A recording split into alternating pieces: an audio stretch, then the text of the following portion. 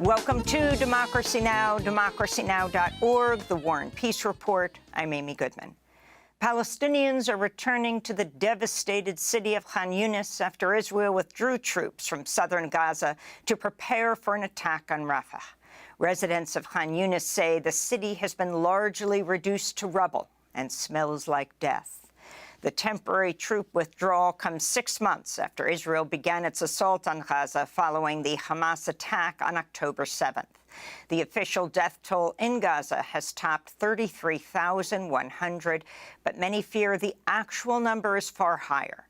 The Guardian reports tens of thousands have disappeared in Gaza over the past 6 months, with their whereabouts unknown.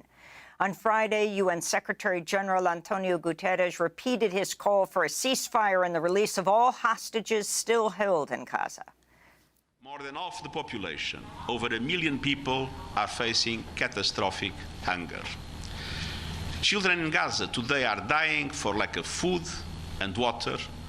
This is incomprehensible and entirely avoidable. Nothing can justify the collective punishment of the Palestinian people. On Friday, the head of Save the Children U.S., Yanti Surepto, addressed the UN Security Council. 350,000 children under the age of 5 are at risk of starvation as we speak. The world is staring down the barrel of a man-made famine.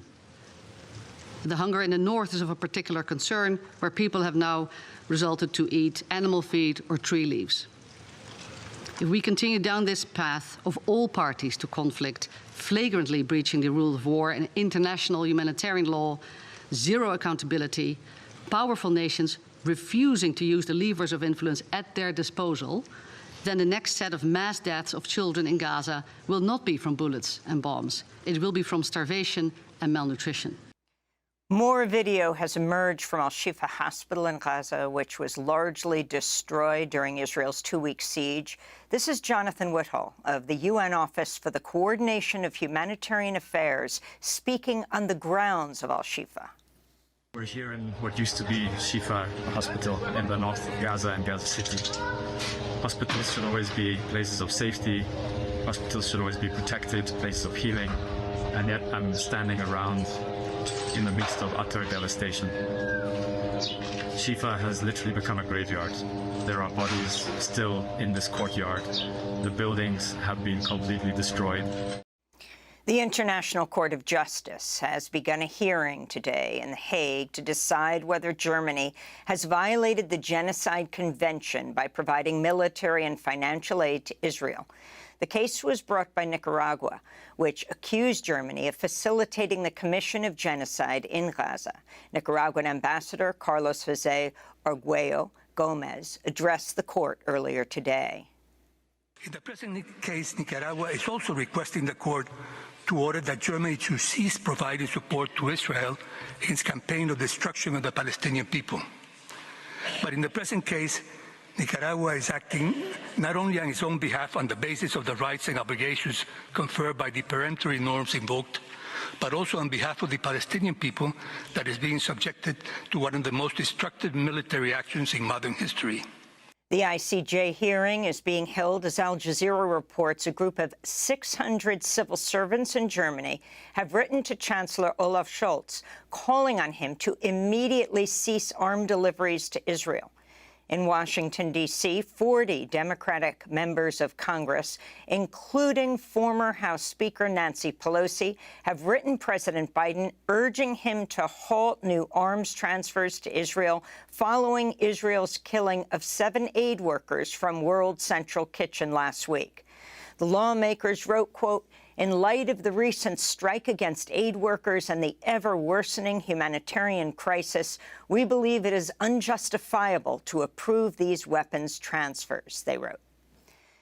Talks over a ceasefire and hostage deal are continuing in Cairo, but there are conflicting reports on how much progress has been made. Israel and Hamas both sent negotiators on Sunday, a day after CIA Director William Burns arrived in Cairo. In Israel, as many as 100,000 protesters rallied in Tel Aviv on Saturday, calling for a deal to release the hostages and for new elections. One of the most prominent Palestinian prisoners jailed has died from cancer in an Israeli prison. The novelist Walid Daka had spent the past 38 years locked up after being arrested for killing an Israeli soldier. Rights groups have been pressuring Israel to release him, saying he was in dire need of medical attention. Last month, Amnesty International called for his release, saying that since October 7th, he'd been tortured, humiliated, and denied family visits. Protests over Israel's assault on Gaza continue across the globe. In California, 20 students at Pomona College were arrested Friday after occupying the office of the school's president. The students were protesting the removal of a mock apartheid wall that had been built on campus. The students were also calling for Pomona College to divest from companies aiding Israel's occupation. The International Atomic Energy Agency is warning recent drone strikes on a nuclear reactor at the Russian-controlled Zaporizhzhia plant in Ukraine could increase the risk of a major nuclear accident. The IAEA did not say who carried out the strikes, but Russia's accused Ukraine of carrying out 3 recent drone strikes on Zaporizhzhia, the largest nuclear plant in Europe. In other news from Ukraine, Russia's continuing to intensify its attacks on Kharkiv, Ukraine's second-largest city. On Saturday, at least 7 people died in drone strikes that hit residential areas. Meanwhile, Ukrainian President Volodymyr Zelensky has warned Ukraine could soon run out of air defense missiles. The current intensity of Russia is quite high.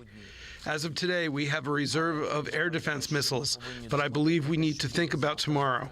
The intensity could stay the same, and then we wouldn't have enough. If they keep hitting Ukraine every day the way they have for the last month, we might run out of missiles.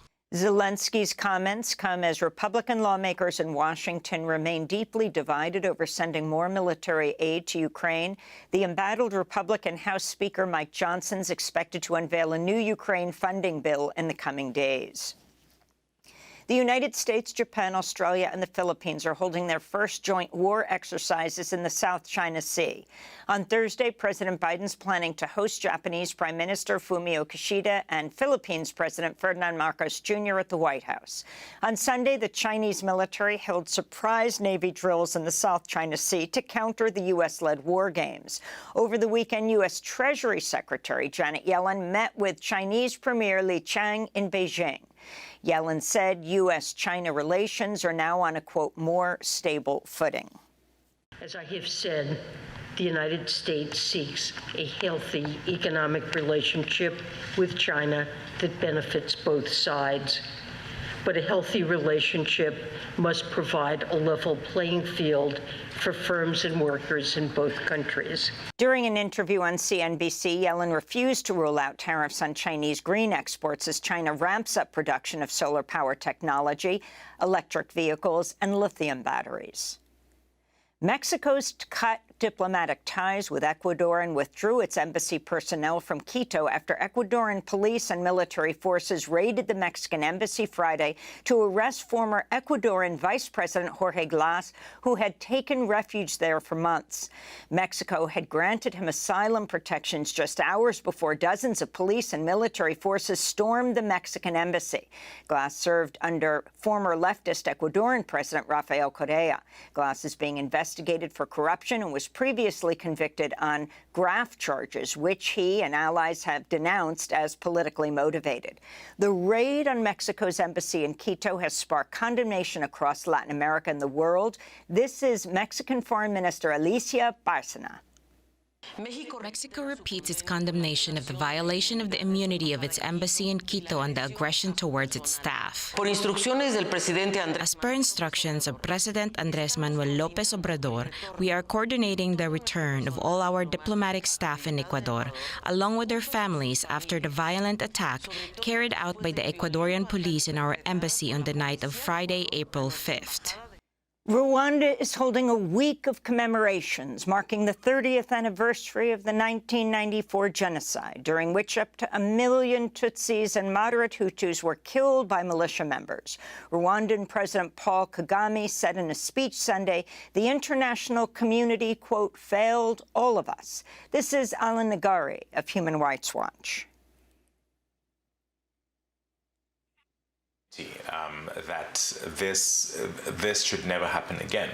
And we have a classical example of a country that at the time was seen to be of no strategic importance when the lives of so many people were at stake.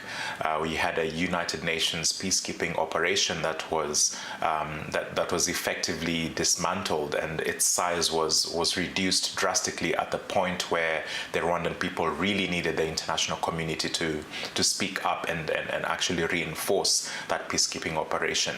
And because the international community failed to do so, then we lost over 800,000 people. In 2021, French President Emmanuel Macron acknowledged France's role in failing to stop the genocide. Declassified U.S. documents show the Clinton administration refused to label the 1994 mass killings in Rwanda as a genocide. One State Department document read, "Be careful. Genocide finding could commit the U.S. government to actually do something," unquote. Israeli President Isaac Herzog traveled to Rwanda for the 30-year commemoration, where he met with President Kagame. Kagame has been president since 2000 and has led a harsh crackdown on the press. He's also accused of fueling deadly violence in the neighboring Democratic Republic of Congo. Donald Trump pulled in $50 million at a campaign fundraiser hosted by the billionaire hedge fund investor John Paulson. At the fundraising dinner in Florida, Trump told supporters he would extend his 2017 tax cuts, which aided billionaires.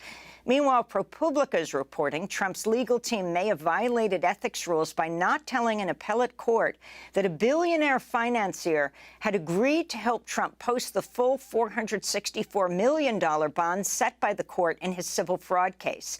Despite the offer from billionaire Don Hankey, Trump's lawyers told the court it was a practical impossibility to pay the original bond, which was then lowered to $175 million. In Vermont, a man has been arrested over a suspected act of arson on Senator Bernie Sanders' office in Burlington. Authorities say security footage captured the suspect spraying what appeared to be accelerant outside the office door Friday morning. A motive has not been identified.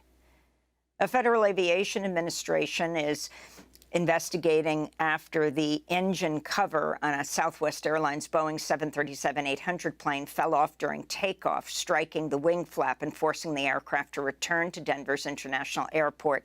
It's the latest high-profile incident on a Boeing aircraft as the beleaguered company comes under mounting scrutiny over its safety failures.